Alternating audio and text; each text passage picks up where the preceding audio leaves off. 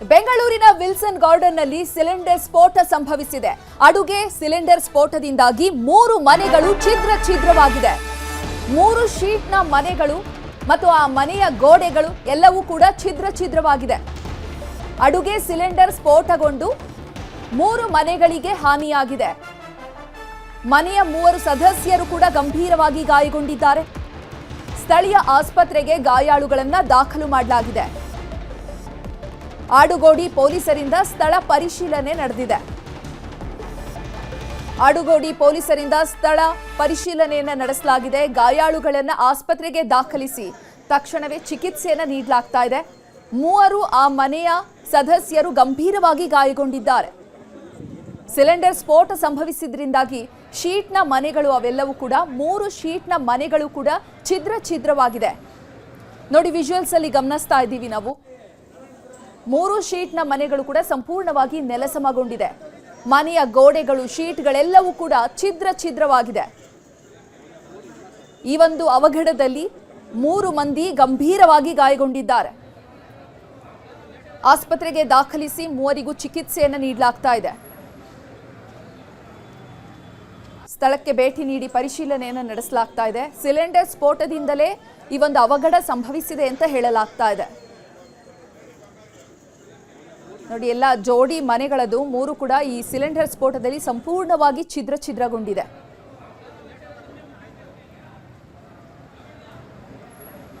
ಸ್ಫೋಟದ ತೀವ್ರತೆಗೆ ಮನೆಯಲ್ಲಿದ್ದಂತಹ ವಸ್ತುಗಳು, ದಿನಸಿ ಧಾನ್ಯಗಳೆಲ್ಲವೂ ಕೂಡ ಛಿದ್ರವಾಗಿದೆ.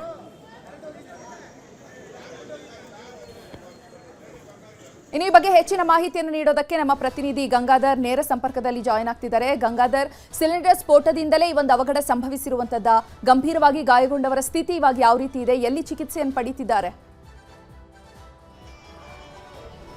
ಚೈತ್ರ, ಪ್ರಮುಖವಾಗಿ ಅಂದ್ರೆ ಇವತ್ತು ಸ್ವಾತಂತ್ರ್ಯ ದಿನಾಚರಣೆ ಪ್ರಯುಕ್ತ ಎಲ್ಲಾ ಪೊಲೀಸರು ಬಂದೋಬಸ್ತಲ್ಲಿ ಬ್ಯುಸಿ ಆಗಿದ್ರು. ಆದ್ರೆ ಇವತ್ತು ಆಡುಗೋಡಿಯ ಚಿನ್ನೈನಪಾಳ್ಯದಲ್ಲಿ 8 ಗಂಟೆ 10 ನಿಮಿಷಕ್ಕೆ ಒಂದು ಸ್ಫೋಟ ಸಂಭವಿಸುತ್ತೆ. ಅದರ ಪರಿಣಾಮ ಏನಾಗಿದೆ ಅಂತ ನೀವೇ ನೋಡಬಹುದು. ಯಾವ ರೀತಿ ಇಲ್ಲಿ ಸಿಚುವೇಶನ್ ಇದೆ ಅಂತೇಳಿ. ಇಲ್ಲಿ ಒಂದಲ್ಲ, ಎರಡಲ್ಲ, ಮೂರಲ್ಲ, ಸುಮಾರು 10 ಮನೆಗಳು ಈ ರೀತಿ ದರ್ಶಾಯಿಯಾಗಿ ಕೆಳಗಡೆ ಬಿದ್ದಿರುವಂತಹ ದೃಶ್ಯ.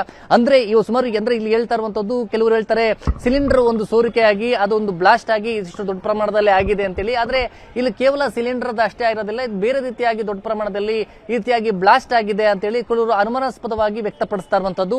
ಮತ್ತೆ ಈ ಒಂದು ಗೋಡೆಗಳೇನಿದೆ ಎಲ್ಲರೂ ಜೋಡಿಯಾಗಿ ಚಿಕ್ಕ ವಟಾರದ ರೀತಿಯಲ್ಲಿ ಈ ಒಂದು ಮನೆಗಳನ್ನ ಕಟ್ಕೊಂಡಿದ್ರು. ಈಗ ದರ್ಶಾಯಿಯಾಗಿ ಯಾವ ರೀತಿ ಗೋಡೆಗಳು ಅದರ ಮೇಲೆ ಬಿದ್ದಿದೆ ಅಂತೇಳಿ. ಅಂದ್ರೆ ಒಂದು ಸಿಲಿಂಡರ್ ಬ್ಲಾಸ್ಟ್ ಆದ್ರೆ ಇಷ್ಟು ದೊಡ್ಡ ಪ್ರಮಾಣದಲ್ಲಿ ಅನಾಹುತ ಆಗುತ್ತೆ ಅಂತೇಳಿ. ಯಾಕಂದ್ರೆ ಕೇವಲ ಒಂದೆಲ್ಲ 2 ಮನೆ ಅಲ್ಲ, ಅದು ಸಂಪೂರ್ಣವಾಗಿ ವಟಾರದಲ್ಲಿ ಸುಮಾರು 10-15 ಮನೆಗಳು ಇಲ್ಲಿದ್ದಾವೆ. ಅದಲ್ಲದೆ ಅಕ್ಕಪಕ್ಕದ ಮನೆಗಳೆಲ್ಲರೂ ಕೂಡ ಕಿಟಕಿ ಗಾಜುಗಳೆಲ್ಲ ಕೂಡ ನುಚ್ಚುನೂರಾಗಿದೆ, ಸೀಟ್ಗಳು ಮುರಿದು ಬಿದ್ದಿದೆ. ಹೀಗಾಗಿ ನೋಡಬಹುದು ಇಲ್ಲೆಲ್ಲವೂ ಕೂಡ ಒಂದೇ ರೀತಿಯಾಗಿ ಯಾವ ರೀತಿ ಮನೆಗಳು ಅದೇ ರೀತಿಯಾಗಿ ಬಿದ್ದಿದೆ ನೀವು ನೋಡಬಹುದು. ಎಷ್ಟು ಒಂದು ಇಲ್ಲಿ ನಮ್ಮ ಕ್ಯಾಮರಾಮನ್ ಯೋಗೇಶ್ವರ್ ಅವರು ಸಂಪೂರ್ಣವಾಗಿ ಇಲ್ಲಿ ಒಂದು ವೈಡ್ ಆಂಗಲ್ ಅಲ್ಲಿ ಇಲ್ಲಿ ನಿಮಗೆ ತೋರಿಸ್ತಾರೆ ಸಂಪೂರ್ಣವಾಗಿ ಎಷ್ಟು ಮನೆಗಳು ಈ ರೀತಿಯಾಗಿ ಸಮಸ್ಯೆ ಆಗಿದೆ ಅನ್ನೋ ರೀತಿಯಲ್ಲಿ. ಆದ್ರೆ ಇಲ್ಲಿ ಸ್ಥಳೀಯರು ಹೇಳುವಂತದ್ದು ಬೆಳಗ್ಗೆ 8ರಿಂದ 10 ಸಂದರ್ಭದಲ್ಲಿ ಈ ರೀತಿಯಾಗಿ ಇನ್ಸಿಡೆಂಟ್ ಆಯಿತು ಸರ್, ಬಟ್ ಏನಾಯ್ತು ಅನ್ನೋದ್ರ ಬಗ್ಗೆ ಯಾರಿಗೂ ಕೂಡ ಕ್ಲಾರಿಟಿ ಇಲ್ಲ ಅಂತ. ಮತ್ತೆ ಪೊಲೀಸರು ಕೂಡ ಸ್ಥಳಕ್ಕೆ ಭೇಟಿ ಕೊಟ್ಟು ಪರಿಶೀಲನೆ ಮಾಡ್ತಾ ಇದ್ದಾರೆ. ಏನ್ ಜಾಗ ಆಗಿದೆ ಅಂತ ಸಿಲಿಂಡರ್ಗಳೆಲ್ಲ ನೋಡ್ತಾ ಇದ್ದಾರೆ, ಎಲ್ಲವೂ ಕೂಡ ನೋಡ್ತಾ ಇದ್ದಾರೆ. ಮತ್ತೆ ಮೇಲೆ ಹತ್ತಿ ಎಲ್ಲರೂ ಕೂಡ ಪರಿಶೀಲನೆ ಸಿಬ್ಬಂದಿಗಳು ಕೂಡ ಮಾಡ್ತಾ ಇರುವಂತದ್ದು. ಯಾಕೆ ಈ ರೀತಿ ರೀಸನ್ ಆಯ್ತು ಅನ್ನೋದ್ರ ಬಗ್ಗೆ ಇನ್ನೂ ಕೂಡ ಕ್ಲಾರಿಟಿ ಇಲ್ಲ. ಮತ್ತೆ ಇಲ್ಲಿ ಈಗಾಗಲೇ ಪೊಲೀಸರು ಕೂಡ ಸ್ಥಳಕ್ಕೆ ಸ್ಪಾಟ್ಗೆ ಭೇಟಿ ಕೊಟ್ಟು ಪರಿಶೀಲನೆಯನ್ನ ಇಲ್ಲಿಗೆ ಮಾಡ್ತಾ ಇರುವಂತದ್ದು. ಈ ಒಂದು ಕೇಸ್ಗೆ ಸಂಬಂಧಪಟ್ಟಂತೆ ಅವರು ಪರಿಶೀಲನೆಯನ್ನ ಕೂಡ ಮಾಡ್ತಾ ಇದ್ದಾರೆ.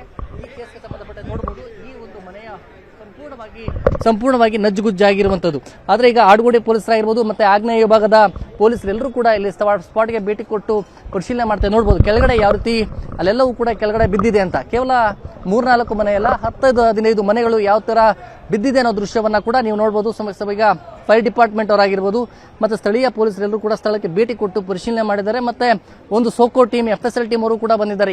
ಏನಾದರೂ ಸ್ಫೋಟಕದ ಬೇರೆ ಇನ್ನಿತರ ವಸ್ತುಗಳೇನಾದರೂ ಬಂದಿದೆಯಾ ಅನ್ನೋದ್ರ ಬಗ್ಗೆ ಅವರ ಒಂದು ಟೀಮ್ ಕೂಡ ಅವರು ಬಂದಿರುವಂತದ್ದು. ಮತ್ತೆ ಅಕ್ಕಪಕ್ಕದ 15 ಮನೆಗಳ ಅಂದ್ರೆ ಅದನ್ನು ಹೊರತುಪಡಿಸಿ ಏನು ಅದು ಕೆಳಗಡೆ ಮುರಿದು ಬಿದ್ದಿದೆ ಅದನ್ನು ಹೊರತುಪಡಿಸಿ ಅಕ್ಕಪಕ್ಕದ ಮನೆಗಳು ಕೂಡ ಡ್ಯಾಮೇಜ್ ಆಗಿದೆ. ಎಲ್ಲೇ ಈ ಒಂದು ಚಿನ್ನೈನಪಾಳ್ಯದ ಮನೆ ಎಲ್ಲರೂ ಕೂಡ ಇವತ್ತು ಸ್ವಾತಂತ್ರ್ಯ ದಿನಾಚರಣೆಯ ಸಂಭ್ರಮದಲ್ಲಿದ್ದವರು ಎಲ್ಲರೂ ಒಂದು ಭಯದಲ್ಲಿರುವಂತದ್ದು. ಯಾಕಂದ್ರೆ ಇವತ್ತೆಲ್ಲ ರಜೆಗಳಿರುವಂತದ್ದು.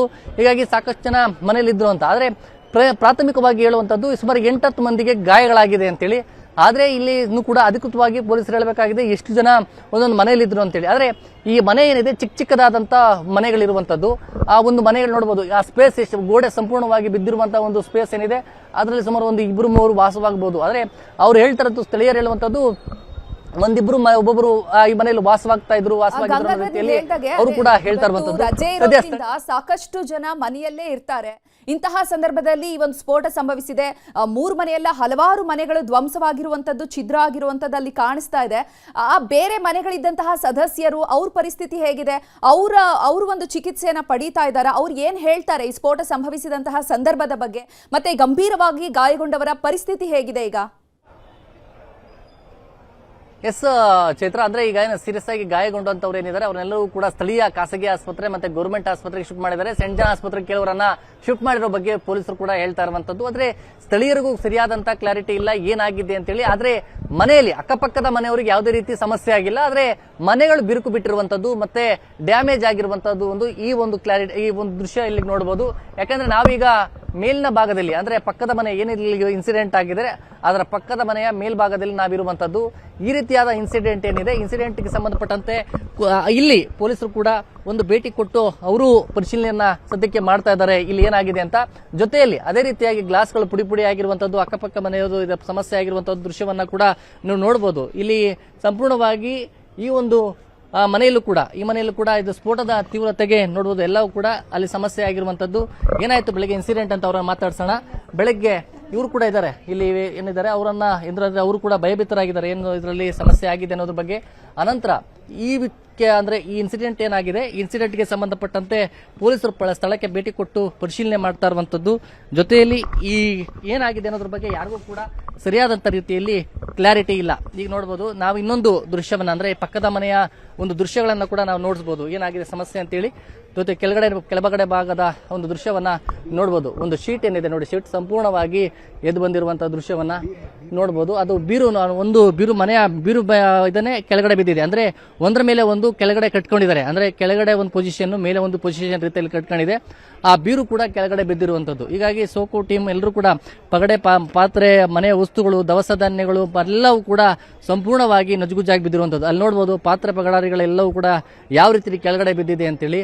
ಆದ್ರೆ ಇಷ್ಟೊಂದು ದೊಡ್ಡ ಪ್ರಮಾಣದ ಒಂದು ಅನಾಹುತ ಈ ಒಂದು ಸಂದರ್ಭದಲ್ಲಿ ಆಗಿರುವಂತದ್ದು. ಆದ್ರೆ ಏನಾಗಿದೆ, ಒಂದು ಸಿಲಿಂಡರ್ ಒಂದು ಬ್ಲಾಸ್ಟ್ಗೆ ಇಷ್ಟೊಂದು ದೊಡ್ಡ ಪ್ರಮಾಣದಲ್ಲಿ ಆಗುತ್ತಾ ಅನ್ನೋದು ಕೂಡ ಅನುಮಾನವನ್ನ ವ್ಯಕ್ತಪಡಿಸ್ತಾ ಇದ್ದಾರೆ. ಯಾಕೆ ಹೀಗಾಯ್ತು ಏನು ಅನ್ನೋದ್ರ ಬಗ್ಗೆ ಅನುಮಾನವನ್ನ ವ್ಯಕ್ತಪಡಿಸ್ತಾ ಇದ್ದಾರೆ.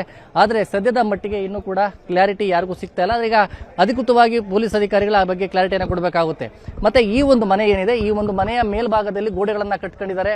ಗೋಡೆ ಕಟ್ಕೊಂಡು ಇಲ್ಲಿ ವಾಸವಾಗಿತ್ತಂತ. ಮನೆಯಲ್ಲಿ ಎಷ್ಟು ಜನ ಇರ್ತಾ ಇದ್ರು ಮತ್ತೆ ಎಷ್ಟು ಜನ ಇಲ್ಲಿ ಇದ್ರು ಅನ್ನೋದ್ರ ಬಗ್ಗೆ, ಯಾಕಂದ್ರೆ ಸ್ವಾತಂತ್ರ್ಯ ದಿನಾಚರಣೆ ರಜೆ ಇತ್ತು. ಹೀಗಾಗಿ ನೋಡಬಹುದು ಇಡೀ ಆಗ್ನೇಯ ವಿಭಾಗದ ಪೊಲೀಸರೆಲ್ಲರೂ ಕೂಡ ಭೇಟಿ ಕೊಟ್ಟು ಪರಿಶೀಲನೆಯನ್ನ ಮಾಡ್ತಾ ಇದ್ದಾರೆ. ಮತ್ತೆ ಸ್ಥಳೀಯರಿಂದಲೂ ಕೂಡ ಮಾಹಿತಿಯನ್ನ ಪಡ್ಕೊಳ್ತಾ ಇದ್ದಾರೆ. ಗಾಯಾಳುಗಳನ್ನ ಆಸ್ಪತ್ರೆಗೆ ಶಿಫ್ಟ್ ಮಾಡಿದ್ದಾರೆ.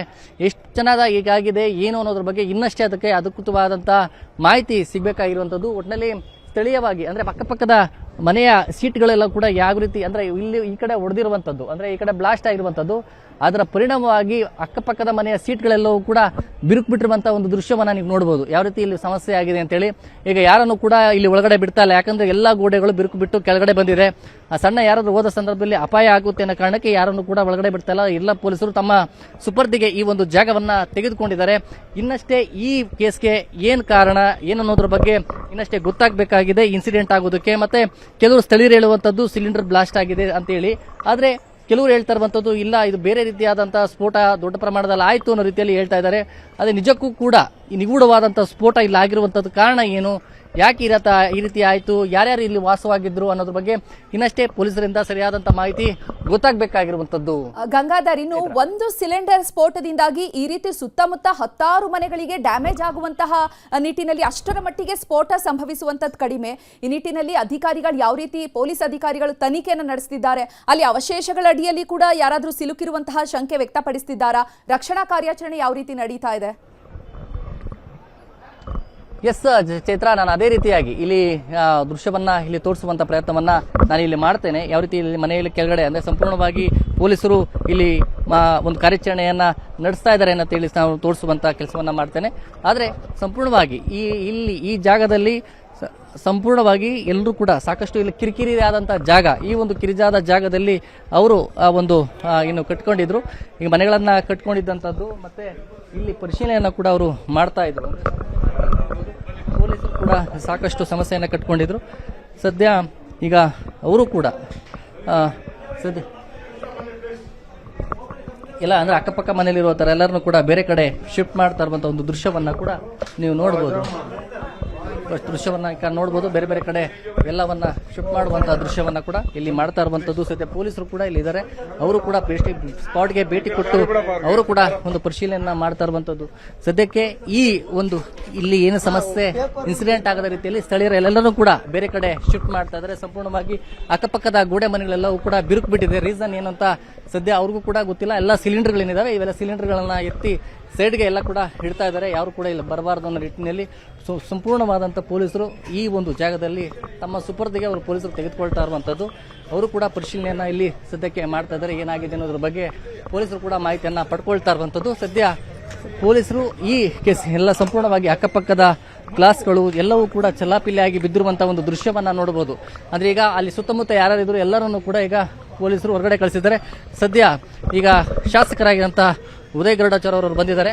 ಈಗ ಅವರು ಕೂಡ ಸ್ಥಳಕ್ಕೆ ಭೇಟಿ ಕೊಟ್ಟು ಅವರು ಕೂಡ ಪರಿಶೀಲನೆ ಮಾಡ್ತಾ ಇರುವಂತದ್ದು. ಅವರನ್ನ ಮಾತಾಡ್ಸೋಣ. ಸರ್, ಇವಾಗ ಇನ್ಸಿಡೆಂಟ್ ಆಗಿರುವಂತದ್ದು ನೀವು ಸ್ಪಾಟ್ಗೆ ವಿಸಿಟ್ ಕೊಟ್ಟು ಪರಿಶೀಲನೆ ಮಾಡಕ್ಕೆ ಬಂದಿದ್ದೀರಿ? ಅಲ್ಲಲ್ಲ, ಇದನ್ನ ನೋಡೋಕೆ ಬಂದಿದ್ದೀನಿ ನಾನು. ಯಾಕಂದ್ರೆ ಇವತ್ತು ನಮ್ಮ ಎಲ್ಲಾ ಕಡೆನೂ ಹಲವಾರು ಕಾರ್ಯಕ್ರಮಗಳಿದ್ವು. ಅಲ್ಲಿ ಹೋದಾಗ ಏನಾಯ್ತು, ಸಡನ್ ಆಗಿ ನನಗೆ ಈಗೊಂದು 25 ನಿಮಿಷದ ಮುಂಚೆ ಹಿಂಗೆ ಬ್ಲಾಸ್ಟ್ ಆಗಿ ಹೋಗ್ಬಿಟ್ಟಿದೆ ಅಂತ ಹೇಳಿದ್ರು. ನನ್ನ ವಿಧಾನಸಭೆಯಲ್ಲಿ ಈ ತರ ಬ್ಲಾಸ್ಟ್ ಆಗೋದು ನಾವು ಜಾಸ್ತಿ ಕಂಡಿಲ್ಲ ಈ ತರ. ಆ ದೃಷ್ಟಿಯಿಂದ ಏನಕ್ಕಾಯ್ತು ಅನ್ನೋದು ನಮ್ಮ ಎಲ್ಲ ಪೊಲೀಸ್ ಸಿಬ್ಬಂದಿಗಳೆಲ್ಲರೂ ಬಂದಿದ್ದಾರೆ. ಅವರು ತನಿಖೆಯನ್ನು ಮಾಡಿ ಇದು ಏನು ಕತೆ ಅಂತ ಹೇಳ್ತಾರೆ. ಸರ್, ಅಂದ್ರೆ ಒಂದೆರಡು ಮನೆ ಅಲ್ಲ, ತುಂಬಾ ಅದು ಚಿಕ್ಕ ಚಿಕ್ಕ ಜಾಗ ಇರುವಂತದ್ದು, ಎಲ್ಲ ತುಂಬಾ ಮನೆಗಳಿದಾವೆ. ಅಂದ್ರೆ ಒಟ್ಟಾರದ ರೀತಿಯಲ್ಲಿ ಸುಮಾರು 10-15 ಮನೆಗಳೆಲ್ಲವೂ ಕೂಡ ಬಿದ್ದಿರುವಂತದ್ದು. ನಿಮ್ಮ ಮಾಹಿತಿ ಪ್ರಕಾರ ಎಷ್ಟು ಜನ ಗಾಯ ಆಗಿದೆ, ಎಷ್ಟು ಮನೆ ಇದ್ರು ಅಂತ ಹೇಳಿ ನೋಡಿಲ್ಲ, ವೀಕ್ಷಣೆ ಮಾಡಿಲ್ಲ. ಈಗ ಹೋಗಿ ನೋಡ್ಬಿಟ್ಟು ನಮ್ಮ ಪೊಲೀಸ್ನವ್ರ ಹತ್ರ ಕೇಳ್ಕೊಂಡು ಮತ್ತೆ ಬಂದು ಹೇಳ್ತೀನಿ. ಇದಿಷ್ಟು ಶಾಸಕರ ಮಾತು. ಅಂದ್ರೆ ನಾವು ಸ್ಥಳಕ್ಕೆ ಬರ್ತೀವಿ, ಬಂದ ನಂತರ ನಾವು ಅದ್ರ ಬಗ್ಗೆ ಮಾಹಿತಿಯನ್ನ ಪಡ್ಕೊಳ್ತೀವಿ ಅನ್ನೋ ರೀತಿಯಲ್ಲಿ ಅವರು ಕೂಡ ಹೇಳ್ತಾ ಇರುವಂತದ್ದು. ಸದ್ಯ ನೋಡೋಣ. ಈಗ ಶಾಸಕರು ಕೂಡ ಸ್ಥಳಕ್ಕೆ ಭೇಟಿ ಕೊಟ್ಟಿದ್ದಾರೆ, ಅವರು ಪರಿಶೀಲನೆಯನ್ನ ಮಾಡ್ತಾ ಇದ್ದಾರೆ. ಏನು ವಿಚಾರ ಏನು ಅನ್ನೋದ್ರ ಬಗ್ಗೆ ನಾವು ತಿಳ್ಕೊಳ್ತೇವೆ. ನಮ್ಮ ಕ್ಷೇತ್ರದಲ್ಲಿ ಯಾವತ್ತೂ ಈ ರೀತಿ ಆಗಿಲ್ಲ, ಮತ್ತೆ ಇವತ್ತು ಇನ್ಸಿಡೆಂಟ್ ಆಗಿರುವಂತದ್ದು ಏನೋದ್ರ ಬಗ್ಗೆ ಆಗಿದೆ ಬಗ್ಗೆ ನಾವು ತಿಳ್ಕೊಳ್ತೀವಿ ಅಂತ ಹೇಳಿ ಅವರು ಕೂಡ ಹೇಳ್ತಾ ಇದ್ದಾರೆ. ಅಂದ್ರೆ ಆ ಬಗ್ಗೆ ಮಾಹಿತಿ ಇನ್ನಷ್ಟೇ ಸಿಗ್ಬೇಕಾಗಿರುವಂತದ್ದು. ನೋಡೋಣ ಅದ್ರ ಬಗ್ಗೆ ಸ್ಪಷ್ಟವಾದಂತಹ ಜಾಗ ಏನಂತ ಗೊತ್ತಿಲ್ಲ. ಯಾಕಂದ್ರೆ ಸುತ್ತಮುತ್ತ ಮನೆಗಳೆಲ್ಲವೂ ಕೂಡ ಸ್ವಲ್ಪ ಗೋಡೆಗಳು ಬಿರುಕು ಬಿಟ್ಟಿದೆ, ಕೆಳಗಡೆ ಅಪಾಯದಲ್ಲಿ ಇರುವಂತದ್ದು. ಹೀಗಾಗಿ ಯಾರನ್ನು ಕೂಡ ಒಳಗಡೆ ಬಿಡ್ತಾ ಇಲ್ಲ. ಈಗ ಅವರು ಕೂಡ ಪರಿಶೀಲನೆ ಕೂಡ ಮಾಡ್ತಾ ಇರುವಂತದ್ದು. ಚೈತ್ರ, ನೋಡ್ಬೇಕು ಏನು ಈ ಒಂದು ತನಿಖೆ ಬಳಿಕ ಗೊತ್ತಾಗಬೇಕಾಗಿದೆ ಏನು ಇನ್ಸಿಡೆಂಟ್ ಅಂತೇಳಿ. ಗಂಗಾಧರ್, ಇನ್ನು ಅಲ್ಲಿ ಸ್ಥಳೀಯರು ಯಾರನ್ನಾದ್ರೂ ಮಾತಾಡಿಸುವಂತಹ ಪ್ರಯತ್ನವನ್ನ ಮಾಡಬಹುದಾ? ಆ ಸ್ಫೋಟ ಸಂಭವಿಸಿದಂತಹ ಸಂದರ್ಭದಲ್ಲಿ ಅಕ್ಕಪಕ್ಕದ ಮನೆಯವರಿಗೆ ಯಾವ ರೀತಿ ಭಯ ಪಟ್ಟರು, ಆ ಸಂದರ್ಭದಲ್ಲಿ ಅವರ ಪರಿಸ್ಥಿತಿ ಯಾವ ರೀತಿ ಇತ್ತು? ಈ ರೀತಿ ಸ್ಥಳೀಯರು ಯಾರನ್ನಾದ್ರೂ ಮಾತಾಡಿಸಿ ಅವರ ಅಭಿಪ್ರಾಯವನ್ನು ತಿಳ್ಕೋಬಹುದು? ಮಾತಾಡಿಸುವಂತ ಕೆಲಸವನ್ನ ಸದ್ಯ ನಾ ಮಾಡ್ತೇನೆ. ಇಲ್ಲಿ ಅಕ್ಕಪಕ್ಕದವರು ಯಾರಿದ್ದಾರೆ ಎಲ್ಲರೂ ಕೂಡ ಇಲ್ಲಿ ಒಳಗಡೆ ಕಳಿಸುವಂತ ಕೆಲಸವನ್ನ ಸದ್ಯ ಮಾಡ್ತಾ ಇರುವಂತದ್ದು. ಇಲ್ಲಿ ಸ್ಥಳೀಯರು ಕೂಡ ಸಾಕಷ್ಟು ಜನ ಆತಂಕದಲ್ಲಿರುವಂತದ್ದು. ಏನಾಯ್ತು ಇನ್ಸಿಡೆಂಟ್ ಅನ್ನೋದ್ರ ಬಗ್ಗೆ ಬೆಳಿಗ್ಗೆ ಇಷ್ಟೊತ್ತಿನಲ್ಲಿ ಆಯ್ತು ಇನ್ಸಿಡೆಂಟ್ ಅಂದ್ರೆ ಎಲ್ಲ ಕೂಡ ಒಂದು ರಿಪೋರ್ಟ್ ಅನ್ನ ಮಾಹಿತಿಯನ್ನ ಪಡ್ಕೊಳ್ತಾ ಇದ್ದಾರೆ. ನೋಡಿ, ಎಲ್ಲವೂ ಕೂಡ ಏರಿಯಾದಲ್ಲಿ ಜನ ಎಲ್ಲ ಕೂಡ ಒಂದು ಭಯಭೀತರಾಗಿರುವಂತದ್ದು. ಏನಾಗಿದೆ ಇನ್ಸಿಡೆಂಟ್ ಅನ್ನೋದ್ರ ಬಗ್ಗೆ ಸ್ಥಳೀಯರು ಕೂಡ ಮಾಹಿತಿ ಯಾರಿಗೂ ಇಲ್ಲಿ ಏನಿಲ್ಲ, ಏನಾಗಿದೆ ಏನೆತ್ತ ಅಂತೇಳಿ ಅವ್ರಿಗೂ ಸರಿಯಾದಂತ ಮಾಹಿತಿ ಇಲ್ಲ. ಏನಾಗಿದೆ ಅನ್ನೋದ್ರ ಬಗ್ಗೆ ಅವರಷ್ಟು ಇನ್ನಷ್ಟೇ ಅವ್ರ ಮಾಹಿತಿಯನ್ನ ಪಡ್ಕೊಳ್ಬೇಕಾಗಿರುವಂತದ್ದು. ಈ ಕೇಸ್ಗೆ ಸಂಬಂಧಪಟ್ಟಂತೆ ಏನಾಗಿದೆ ಏನಿಲ್ಲ ಅನ್ನೋದ್ರ ಬಗ್ಗೆ ಸದ್ಯ ಈ ಇನ್ಸಿಡೆಂಟ್ ಬೆಳಗ್ಗೆ ಆಗಿರುವಂತಹ ಒಂದು ವಿಚಾರದ ಬಗ್ಗೆ ಸದ್ಯ ಅವರೆಲ್ಲರೂ ಕೂಡ ಸ್ಥಳೀಯರು ಅಪಾಯದಲ್ಲಿರುವ ಅಂದ್ರೆ ಎಲ್ಲರೂ ಕೂಡ ಭಯದಲ್ಲಿದ್ದಾರೆ. ಏನಾಗಿದೆ ಅಂತೇಳಿ ಅವರನ್ನೇ ಮಾತಾಡ್ಸೋಣ. ಕೆಲವರು ಸ್ಥಳೀಯರು ಎಷ್ಟೊತ್ತಿನಲ್ಲಿ ಆಯ್ತು ಏನು ಅಂತೇಳಿ. ಸರ್, ಎಷ್ಟೊತ್ತಲ್ಲಿ ಇನ್ಸಿಡೆಂಟ್ ಆಯ್ತು ಹೇಗೆ ಅಂತ? 7:45 ಆಯ್ತು ಸರ್. ಏನು ಎಷ್ಟು ಮನೆಗಳಿದ್ವು ಇಲ್ಲಿ? ಯಾರಿಗೆ ಇಲ್ಲಿ ಪಕ್ಕದಲ್ಲಿರೋ ನಮ್ದು ಬಿಲ್ಡಿಂಗ್ ಇದು, ಪಕ್ಕದ ಒಂದು 10-15 ಮನೆಗಳಿತ್ತು ಅಂತ ಹೇಳ್ತಿದ್ದಾರೆ. ಏನಾಗಿದೆ ಅಂದ್ರೆ ಬ್ಲಾಸ್ಟ್ ಮತ್ತು ಸೌಂಡ್ ಮಾತ್ರ ತುಂಬಾ ಹೆವಿ ಆಗಿತ್ತು. ಏನಾಗಿದೆ ಹಿಂಗೆ ಅಂತ ಗೊತ್ತಿಲ್ಲ. ಹೆವಿ ಇತ್ತು. ಆ ಸೌಂಡಿಗೆ ನಮ್ಮ ಪಕ್ಕದ ಬಿಲ್ಡಿಂಗ್, ನಮ್ಮ ಬಾತ್ರೂಮ್ಗಳು, ವಿಂಡೋಗಳು ಹೊಡೆದೋಗಿದೆ. ನಮ್ಮ ಮನೆದು ಅಲ್ಲಿಂದ ಇಲ್ಲಿಗೆ 100 ಮೀಟರ್ ದೂರ ಇದೆ. 100 ಮೀಟರ್ಗೆ ಸೌಂಡ್ ಬಂದಿದೆ. ಹುಡುಗರು ರೂಮಲ್ಲಿ ಮಲ್ಕೊಂಡಿದ್ರು. ಎಲ್ಲ ಹುಡುಗರು ಹೇಳ್ತಾರೆ ಮೊಬೈಲ್ ಗಿಬೈಲ್ ಎಗ್ರೋಗಿದೆ ಅಂತ ಹೇಳ್ತಾರೆ ಸೌಂಡಿಗೆ. ಅಷ್ಟೊಂದು ಇದಾಗಿದೆ ಅಂತ ಹೇಳ್ತಿದ್ದಾರೆ. ಇಲ್ಲಿ ಡಿಸಿಪಿ ಅವರು ಸ್ಪಾಟ್ಗೆ ವಿಸಿಟ್ ಮಾಡಿದ್ದಾರೆ. ಅವರನ್ನ ಮಾತಾಡ್ಸೋಣ. ಎಷ್ಟೊತ್ತಿನಲ್ಲಿ ಏನು ಇನ್ಸಿಡೆಂಟ್ ಆಯ್ತು ಅಂತ ಅವರೇ ಮಾತಾಡಿದ್ರು. ಅಂದ್ರೆ ಎಷ್ಟೊತ್ತಿನಲ್ಲಿ ಆಯ್ತು ಬೆಳಿಗ್ಗೆ ಇನ್ಸಿಡೆಂಟ್? ನನ್ಗೆ ಗೊತ್ತಿಲ್ಲ ಸರ್. ನಾನು ನನ್ನ ಮನೆಯಲ್ಲಿ ಮಲಗಿದ್ದ. ಎಸ್ ಚೈತ್ರ, ಅದೇ ರೀತಿಯಾಗಿ DCP ಅವರಿದ್ದಾರೆ, ಅವರನ್ನ ಮಾತಾಡಿಸೋ ಪ್ರಯತ್ನ ಮಾಡೋಣ. ಏನಾಗಿದೆ ಅಂತ ಪ್ರಾಥಮಿಕವಾಗಿ ತಿಳ್ಕೊಳ್ಳುವಂತ ಚಿಂತೆಯಲ್ಲಿ ಅವರು ಕೂಡ ಪ್ರಾಥಮಿಕವಾಗಿ ಲೋಕಲ್ಸ್ ಇಂದ ಒಂದಷ್ಟು ಮಾಹಿತಿಯನ್ನ ಪಡ್ಕೊಳ್ತಾ ಇದ್ದಾರೆ. ಏನಾಯ್ತು ಇನ್ಸಿಡೆಂಟ್ ಅಂತೇಳಿ ಅವ್ರನ್ನೇ ಮಾತಾಡಿಸ್ತೀನಿ. ಎಷ್ಟೊತ್ತಲ್ಲಾಗಿದ್ದು ಬೆಳಿಗ್ಗೆ incident? 8:00 ಏನಾಯ್ತು ಬೆಳಿಗ್ಗೆ? ಅದೇನು ಸಿಲಿಂಡರ್ ಎಲ್ಲ ಬ್ಲಾಸ್ಟ್ ಆಗಿರೋದು. ಎಷ್ಟು ಅಲ್ಲಿಂದ 1 ಕಿಲೋಮೀಟರ್, ಅಲ್ಲಿಂದ 1 ಕಿಲೋಮೀಟರ್ ಎಲ್ಲ ಹೊಡೆದೋಗಿದೆ ಗ್ಲಾಸ್ಗಳು. ಏನಂತ ಗೊತ್ತಾಗ್ತಾ ಇಲ್ಲ. ಆಗಿದೆ ಒಂದು 8-10 ಜನಗೆ. ಅಲ್ಲಿ ಇದ್ರು ಒಂದು ಈಗ ಆಕ್ಚುಲಿ 15 ಆಗಸ್ಟ್ ಅಂತ ಎಲ್ಲ ಲಾಲ್ಬಾಗ್ ಕೆಲ್ಸಕ್ಕೆ ಹೋಗ್ತಾರೆ. ಅದಕ್ಕೆ ಇಲ್ಲಿ ಯಾರು ಇದ್ದಿಲ್ಲ. ಇಲ್ಲ ಅಂದ್ರೆ ಫುಲ್ಲು 40 ಜನ ಇರ್ತಾರೆ. 45 ಜನ ಮೆಂಬರ್ಸ್ ಇರ್ತಾರೆ ಒಳಗಡೆ. ಯಾರಿಲ್ಲ ಈಗ ಅಲ್ಲಿರೋದು 10-15 ಜನ. ಅವ್ರಿಗೆ ಏಟ್ ಬಿದ್ದಿದೆ. ಇಬ್ರು ಹೋಗಿದ್ದಾರೆ, ತೀರೋಗಿದ್ದಾರೆ.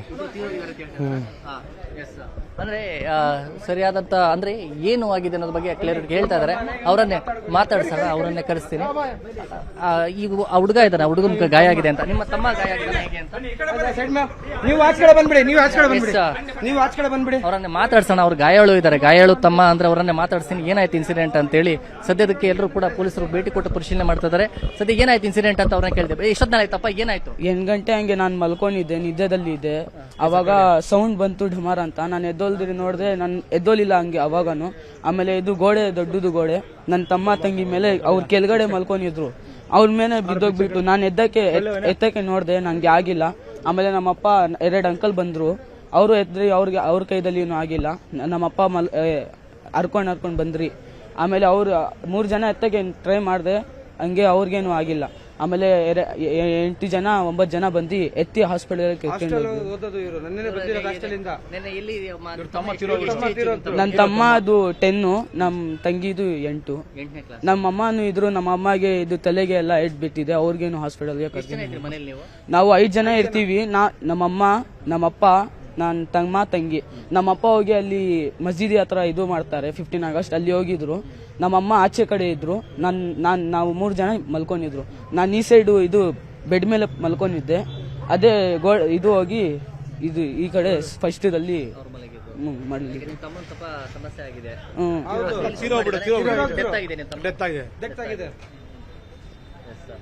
ಈಗ ನೀವು ಇಲ್ಲೇ ಓದ್ತಾ ಇರೋದಾ, ಇಲ್ಲೇ ಮನೇಲಿ ಇರ್ತಾ ಇದ್ವಾ ಅಥವಾ? ನಾವು ಇದು market, city market, Jamia Uloom ಅಲ್ಲಿ ಹಾಸ್ಟೆಲ್ದಲ್ಲಿ ಓದ್ತೀವಿ.